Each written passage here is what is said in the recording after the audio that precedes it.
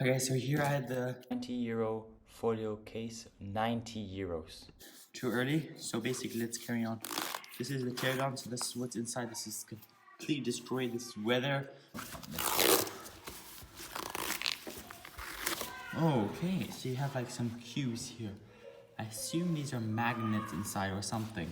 A lot of this stuff, and it must have something cool because it's €90 for a magnetic cotton with plastic stuff inside. So I cut a little cutout here for the camera, as you can see. That's basically because I'm going to modify it so it's going to be compatible for the newer iPad Pros, because this is from the 2018 one. So now let's just remove some more air. So this there was air bubbles, and this is all from weather forecast.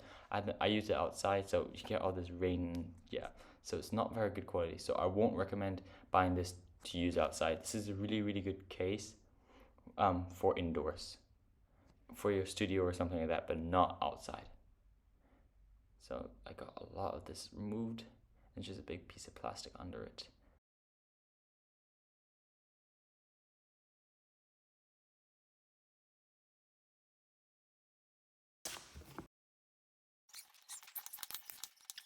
As you can see, there's a little piece of metal magnets inside, and it's all inside this plastic layer. So it's basically layers. So after you get the whole plastic layer off, then you have another layer. So I'm trying to pull off this thingy, but it's not coming off.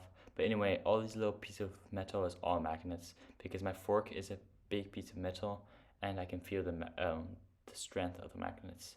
And this is so bad for the environment, actually.